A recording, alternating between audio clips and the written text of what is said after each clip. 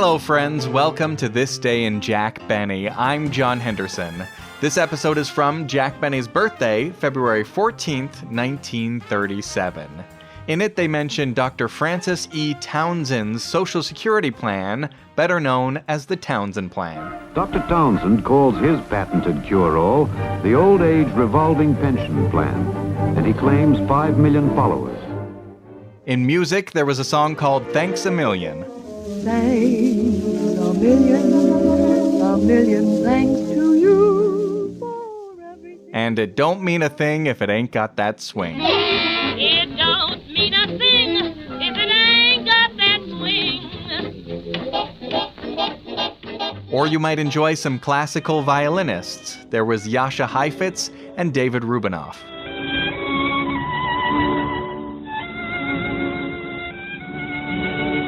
In your newspaper comic strip and on the radio, you could enjoy Little Orphan Annie. Who's that little chatterbox, the one with pretty auburn locks? Whom do you see? It's little Orphan Annie. At the theaters, there was a new movie called Wake Up and Live. Wake up and live, don't mind the rainy patter. It starred Jack Haley, who was still a couple years away from playing the Tin Man, and Alice Faye, who was still 4 years away from marrying Phil Harris. What's the matter? Oh, my sponsors decided that my Wake Up and Live programs were only putting people to sleep. They were not. They were great. The movie also co-starred columnist Walter Winchell. Good evening, Mr. and Mrs. North American, all the ships at sea. Let's go to press. Flash, Hollywood, California. The main reason why Ben Bernie, the alleged orchestra leader, can never be president is that his head is too big to put on a 3-cent stamp. And radio band leader Ben Bernie. And now we're going to play a bit of a lullaby. You all know what a lullaby is. Something that puts people to sleep, like Winchell's column. Jack Benny's latest movie was College Holiday, featuring Burns and Allen. Now look, for the last time, you hold it like this, not like that. Oh, George, no fair practice, and anyhow, it's my turn. So what happened? Well, nothing. I'm teaching him the slingshot. Have a marshmallow? No, thanks. And Prudence Penny had a newspaper cooking column. Hello, Prudence Penny. Come in, Prudence. You're a darling. But look here, the guests will arrive in a few minutes, and what about the meat course? After cutting the pre-cooked ham in circular pieces, Prudence has put a ring of pineapple on each slice of ham. Say, what is this? Finally, the feud between Jack Benny and Fred Allen continues to gain steam. This week on The Fred Allen Show. Well, I really have got some wonderful acts tonight, Harry, but before we start, did you, this is confidential, between you and I, or me, you have a choice there. Did you hear the Benny program last Sunday? The Benny, did I? Say, that was a wow, wasn't it? Well, it was pretty lively for a guy who's got anemia, you know. Oh, now, wait a minute, Fred. Jack isn't anemic, is he? Listen, I followed him around at the dog show last year, and when he passed by, the bloodhounds didn't even open their eye. He was born anemic. I heard he was so white when he was born, people thought he was delivering the storm. No, well, really, Fred, you shouldn't get so upset. Jack's only kidding, you know. Kidding? He put that Andy Devine up to say that my voice got on his nerves, didn't he? Yeah. That was good, I thought. That was good. My voice gets on Andy Devine's nerves, and that guy using clinkers for tonsils. Of course, I'll admit Andy's voice is a little unusual. That isn't the word. Unusual isn't the word, Harry. You know what Andy Devine's voice sounds like to me? What? A man with false teeth eating slate pencils. Well, all kidding aside, Fred, I think that you and Jack ought to drop this feud. Not until he plays the bee, Harry. No, sir. Well, Jack can't play if his violin is stolen, can he? He can get the violin back, can't he? Did you hear him offer a reward last Sunday? No. Ladies and gentlemen, tonight I am offering a $50 reward, and no questions asked, to the party finding the stolen violin and returning it to Jack Benny. Telegram for Fred Allen. Telegram. Yeah, here's a telegram for you, Telegram for me, will you? What does it say, Harry? Oh, wait a minute, I'll open it. Here we are. It says, I will offer a $75 reward to the party who finds my violin and keeps his mouth shut. Signed, Jack Benny. He did, hey? Ladies and gentlemen, I am offering $100 to the finder of Jack Benny's violin. Where are you going, Harry? I'm going out and look for it, Fred. Say, if you find it, I'll split the reward with you, Harry. If I find the reward to split with you first. Now, last Sunday, Mr. Benny was supposed to play the B. He didn't. He won't. He can't. Down through the musical ages, ladies and gentlemen, the Bennys have been a 16-bar rest in the development and progress of music as we know it today. Now, tonight, we present a cavalcade of the Bennys, showing their contributions to the world of music from the dawn of creation to the present day and even tomorrow.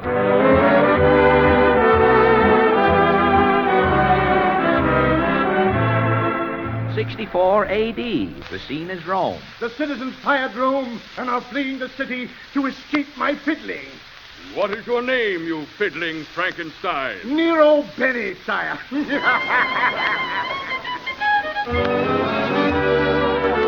in 1935... M-E-L-L-O. The makers of Mellow present that maker of mellow melody, Jack Benny. The program opens with a violin solo. If you'd like to contact me, you can email jackbennypodcast@gmail.com, or on Twitter, it's @thisdaybenny. And if you go to thisdaybenny.com, you can listen to old episodes of Jack Benny, as well as check out some other old-time radio shows. That's thisdaybenny.com. So get yourself a dish of raspberry Jello and enjoy the show. The Jello program, starring Jack Benny with Mary Livingston and Phil Harris and his orchestra. The orchestra opens the program with Swing the Jinx Away from the picture Born to Dance.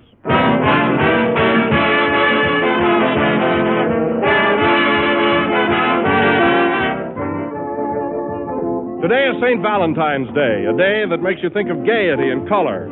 A day when people giving Valentine parties are serving Jello because Jello is such a gay, colorful, delicious dessert. And Jello is as popular at everyday meals as it is at parties. For Jello is good to look at, easy to make, and delicious to taste. Everybody everywhere is sure to give Jello's refreshing taste of fresh, ripe fruit the grand reception it deserves. So add a final triumphant, colorful note to your menus. Serve a great gleaming dish of Jello for dessert soon. But be sure you get genuine Jello, for only real Jello has that extra rich fruit flavor that comes from fresh, ripe fruit. So order Jello tomorrow from your grocer, but be sure you get genuine Jello. Look for the big red letters on the box.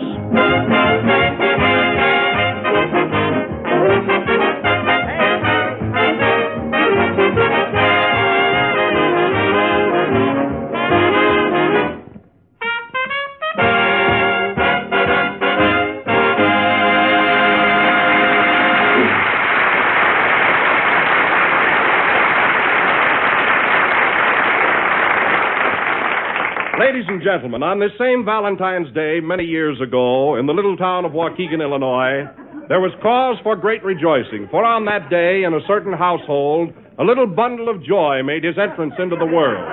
So now we bring you Happy Birthday to you. Happy Birthday to you. Happy Birthday, Jack Benny. Happy Birthday to you.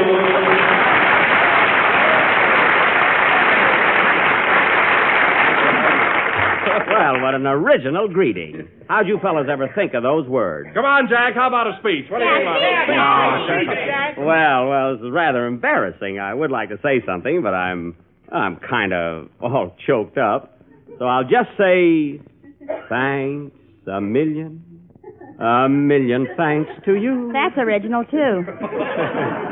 Never mind the speech, Jack. We just want to wish you many happy returns of the day and hope that we'll all be with you on your next birthday. Well, thanks, Phil. I feel the same way. And to prove it, Jack, I'm going to give you a great big kiss. So am I. You stay out of this, Jenny. All right, come on, Mary. I'll give you the kiss.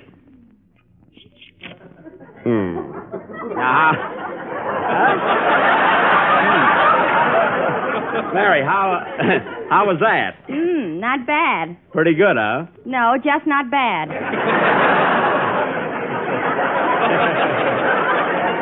Well, After all, Mary, you know, we're in front of an audience. Say, Jack, I was going to bring you a cake, but I didn't know how many candles to put on it. Oh, yes, and by the way, Jack, how old are you? Well, I'm in the neighborhood of 35. I thought you moved from there. Yes, but not far. On a clear day, I can still see 35. Well, birthdays do come along fast, don't they, Jack? Yes, sir. Here today and the Townsend Plan tomorrow. Ah, that's life. Come in. Mr. Benny? Oh, you again. What is it this time? May this, your birthday, bring you boundless joy, supreme happiness, and the realization of your fondest dreams. Thanks. Now, please tell me, who are you? Western Union greeting number 87. Goodbye.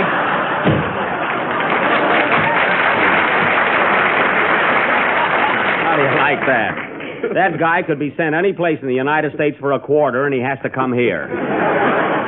Oh, Jack, to forget the ribbing for a moment, the gang and I got together to buy you a birthday gift, and, well, Yes? Oh, you tell it, Mary.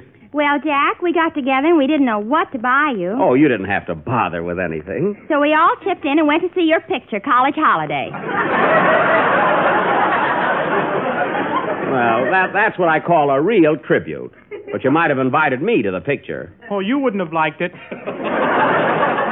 Well, Kenny, I can make allowances, but I certainly thought that you'd come through with a present. I did, Jack, but I thought I'd wait until everybody went home before giving it to you. Oh, what is it, Kenny?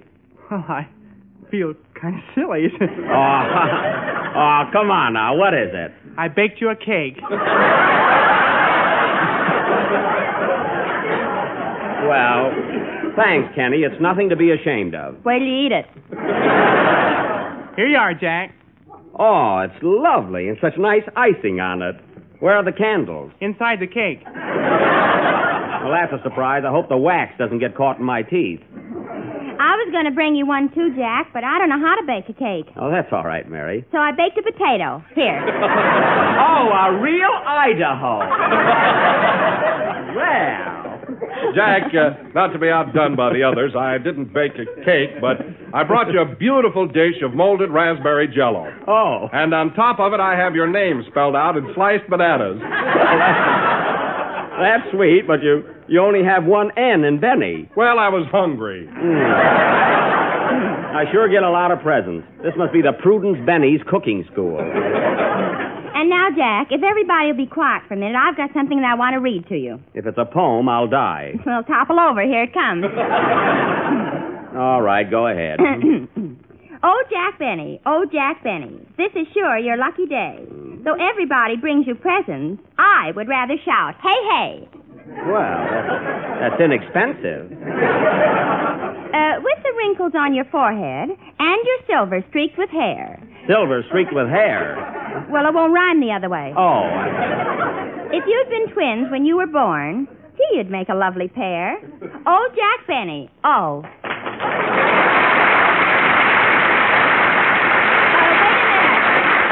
Wait a minute, there's more. Well, the audience knows what they're doing. Oh, Phil, you better go into your number before Mary overrules the audience. Okay. Come in. Postal telegram for Jack Benny. Well, we got both companies in nicely. Right here, Bud. Happy birthday, Mr. Benny. Thank you. Well, get this. Dear Mr. Benny, stop. Very sincere congratulations on your birthday. Stop. You certainly fooled us again. Who's it from, Jack? The Metropolitan Life Insurance Company. Play, Phil. I'll fool them plenty many more years.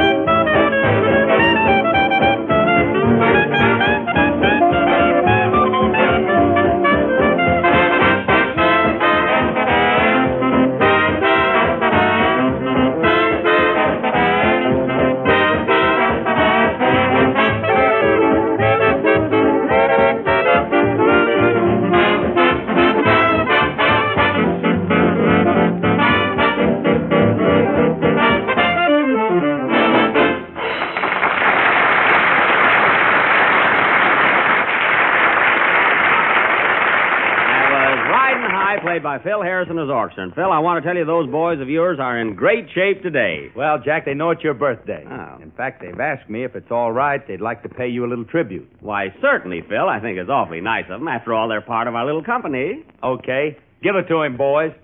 Happy birthday to Jack Benny. Greetings, Jack, from us to you. Well. If you're going to give a party, don't be cheap. Invite us, too. That's cute. Well, thanks, boys, for that lovely sentiment and hint. Say, Jack. Yeah? What about the bee? Are you going to play it tonight? Well, Phil, I wanted to, but you know my violin was stolen last week. Oh, Mary, did you put that ad in the paper like I told you to? Yes, here's a copy of it. Oh. Lost, strayed, or stolen, Jack Benny's violin. Answers to the name of Stratty and limps on one string. What? White spot on tail, owner heartbroken. Mary, is that an ad for my violin? Yes, and my uncle's dog. It's a fine thing. By the time I get the violin back, it'll have fleas. What's the difference? You'd scratch it anyway. Everybody's a critic here. Whom do you think could have taken it, Jack? Oh, I don't know, Don. I don't know. It couldn't have been Heifetz. He has a violin. You didn't hide it yourself, did you, Jack? Don't be so ridiculous. I was only asking. Well, don't ask such smart questions. Yeah. I wish I could help you out, Jack, but there are no violins in my orchestra. Well, I'm sorry, too, Phil, because I'm really in rare form tonight, and I know I could do justice to the bee. I know. Come in. Here comes Andy now.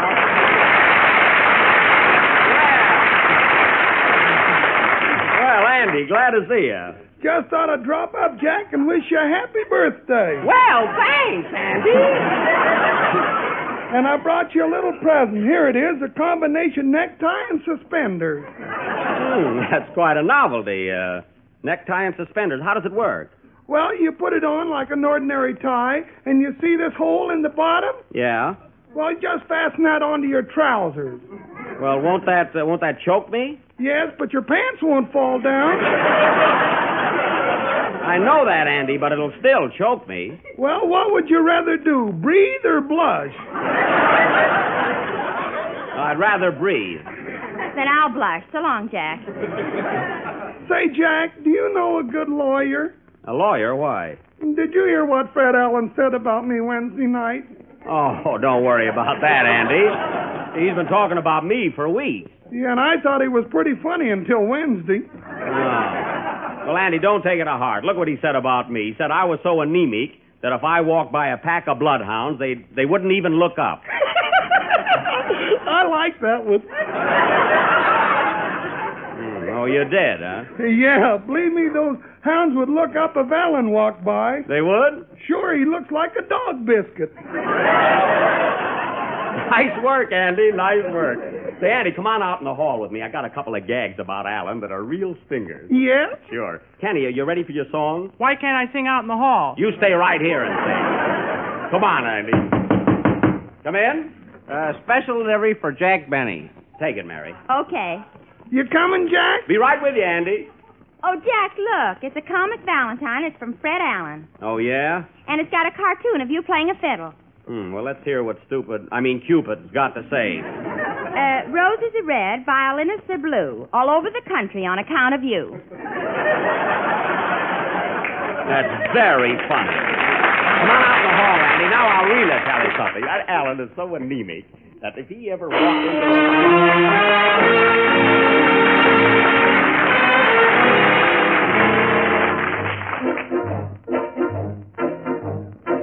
I'm a roving cowboy far away from home, far from my prairie where I used to roam, where the doggies wander and the wind blows free.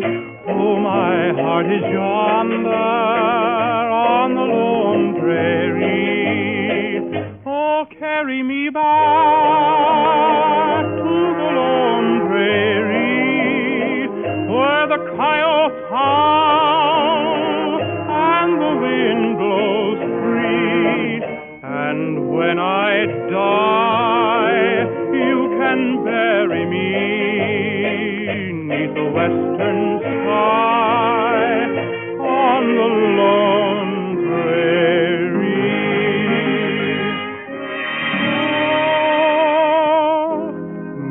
back my saddle. Give me back my gun. Give me back that bronco that I used to run. Let me spread my blanket by a peaceful stream. Hear the cowboys singing by the firelight's gleam.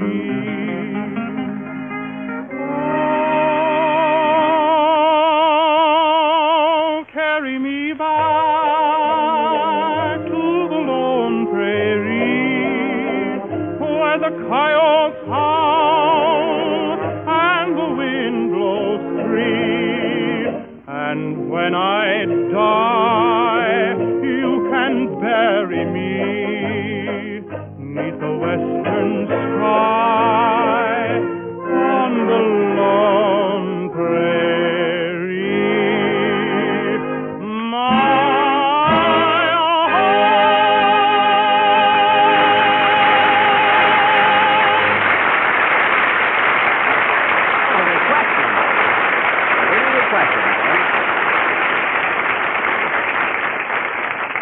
How was that, Andy? That was a peach. Say, that's funnier than anything he ever said. Yeah, that was Kenny Baker singing Carry Me Back to the Lone Prairie. Oh, Jack. Yeah? A telegram came in for you while Kenny was singing. Give it to me. Oh, it's from my father. Good old Dad. I knew he wouldn't forget my birthday. What does it say, Jack? Says, Dear son, received your old suit with the patch pockets and pants. Please send buttons. Dad. Some sentiment. Well, that's our code, meaning happy birthday. Buttons he wants yet. Come in. Mr. Benny? Yes? I want to take this opportunity. Hey, wait a minute. Look, fellas, look who's here. The old maestro, Ben Bernie.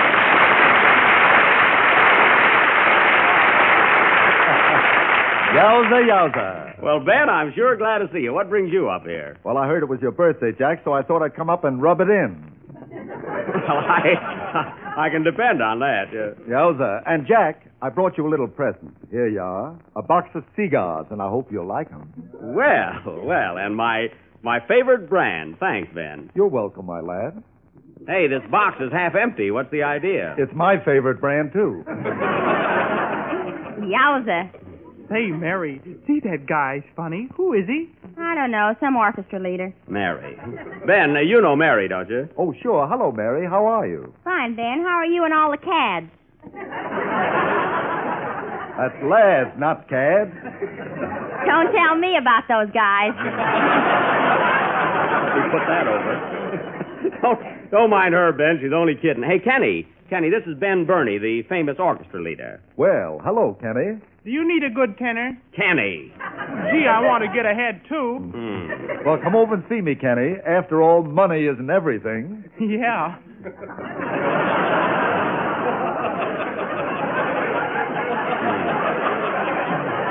That's fine. That's fine loyalty, Kenny. Let him go, Jack. I'm available.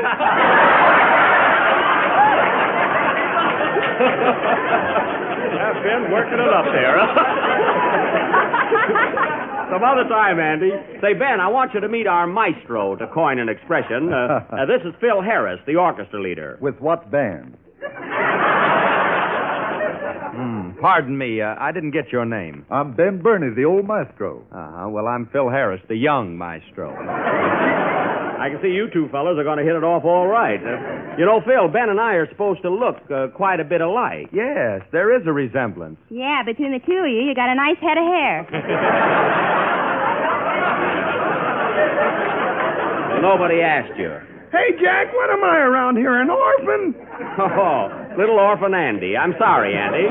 Ben, I want you to meet Andy Devine. You've probably heard his voice on our program the last few weeks. Well, doggone it, I thought that was static. Static? I was right. I'd like to introduce myself, Mr. Bernie. I'm Don Wilson, the announcer here, you know. Oh, you're the fellow that talks about Jello, like our announcer talks about good old keg line. Yes, only your product holds just one delicious flavor.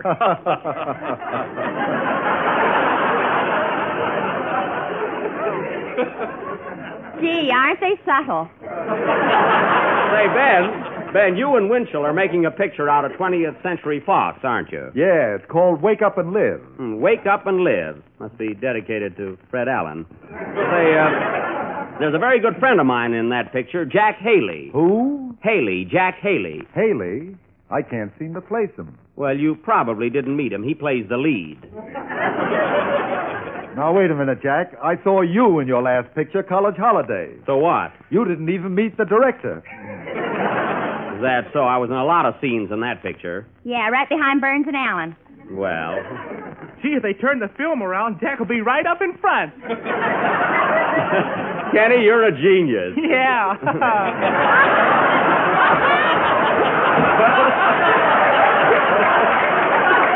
Well, stick around, Ben. Stick around. Phil's going to play something. You might as well hear some good music. All right, Jack. It'll seem just like Tuesday night. How about it? Come on, Phil. Show him what you can do. Oh, no. I'm not going to do any of my tricks with Bernie standing here. Don't worry, Phil. I'll stand right in front of him. Play, boy.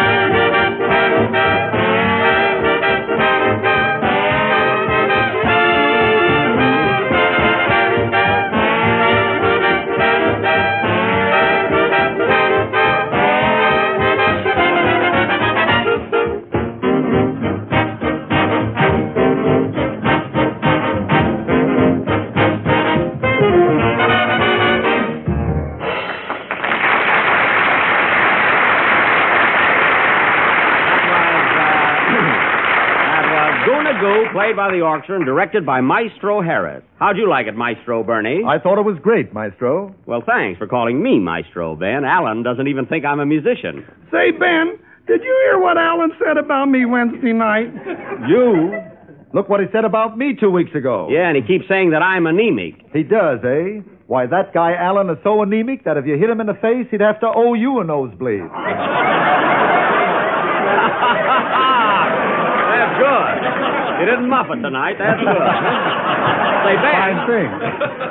Ben, come here a minute. Come here. I want to talk to you a second. Yeah? You know, just man to man. What's on your now, mind? He's supposed to be funny, but I can't see that fellow, Alan. Can you? No, I can't. I can't see him either. Mary, what are you laughing at? 3 blind maestros. Well, you earned that laugh. Oh, Jack. Yes, Kenny? Wasn't that cavalcade he did of you and your ancestors a knockout? Well, it didn't impress me that way. And incidentally, folks, tonight, as a special attraction, we have a little surprise for you. After much research, thought, and preparation, we are going to present the highlights in the life of Fred Allen. Curtain. Take it, boys.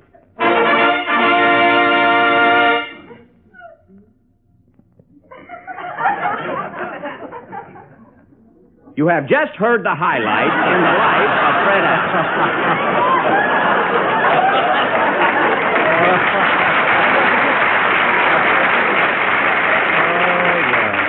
Say, Jack, speaking of silence, when are you going to play the bee?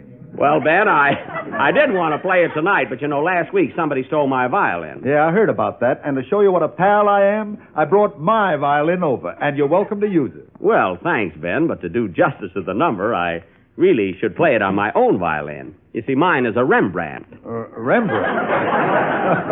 Well, Michelangelo whittled out mine. Who was Stradivarius, a plumber? Oh, that's the fella. Say, Jack, my violin is outside my car, and I'll bring it right in. Better bring Rubidoff in, too. Quiet, Mary. Oh, don't bother, Ben. No, I'll be right back. Oh, he shouldn't run out without a hat at his age. Well, Jack, it looks like we're in for a musical treat tonight. Yes, Don, I guess so, yeah. Well, go to it, old boy, and remember my band's right behind you. Thanks, Phil. You remember those special instructions I gave you? To play loud. Yeah, no. Good luck on the bee, Jack. And remember, it don't mean a thing if it ain't got that sting. It'll be all right, Mary. It's my big moment, thanks to Ben butting in. Say, I wonder what's keeping him anyway. Oh, he'll be back soon. Don't worry about him. You better run out and get him, Kenny. But Kenny's got to sing. I did sing. Oh. I'll get him, Jack. Well, well, Don, you might as well give me that big build-up again. Go ahead, introduce me. Right. Ladies and gentlemen, Mr. Jack Benny will now play Schubert's immortal classic, The Bee.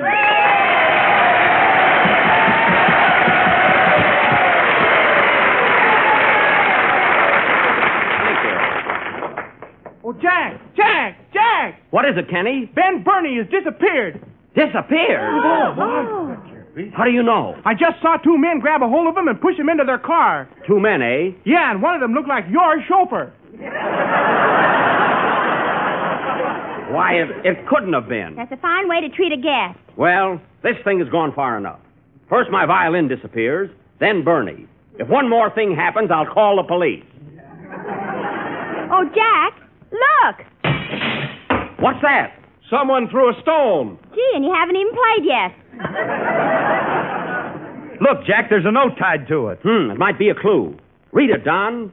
What does it say? It says, "This will be continued next Sunday night. Who threw the stone? Who wrote the note? Who won the 5th race at Santa Anita? Who knows where Bernie is? Who cares, Playboys?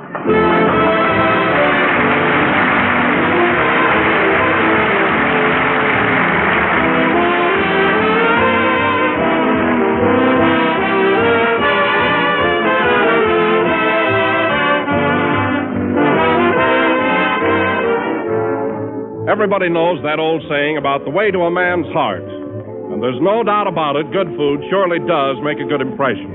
So if that certain somebody is coming to your house for dinner soon, here's something that's bound to make a hit with him. It's made with Jello, and it's called Midwinter Dessert. And this is how you make it. Dissolve 1 package of cherry Jello in 1 pint of hot water. Turn into a shallow pan, chill until firm, and then cut into cubes. After that, arrange grapefruit sections in sherbet glasses and top with cubes of cherry Jello, garnishing this grand combination with slices of banana. Wait till you see the reception it gets. It's a dessert that looks like $1 million and tastes more. Better order some Jello tomorrow and serve Midwinter Dessert for dinner. But be sure you get genuine Jello, for only Jello has that extra rich fruit flavor. Look for the big red letters on the box. They spell Jello.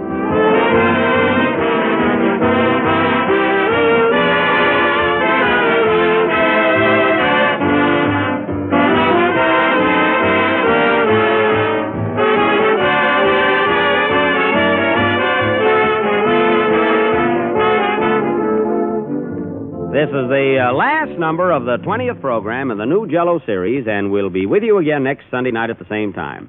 I'd like to thank Ben Bernie for coming up here tonight, and I hope he shows up on his own program next Tuesday. Well, Jack, I understand that you and Mary are going to do Brewster's Millions on the air tomorrow night. Is that right? Yes, Don, we're going to dabble in the drama a bit. Of course, it isn't exactly Hamlet, but it's a start. Huh, Mary? All the world's a stage. To be or not to be, that is the Quiet. Good night, folks.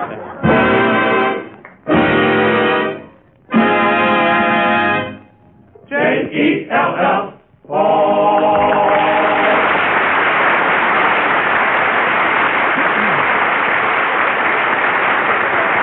song Carry Me Back to the Lone Prairie is from Stars Over Broadway, riding high from the score of Red Hot and Blue.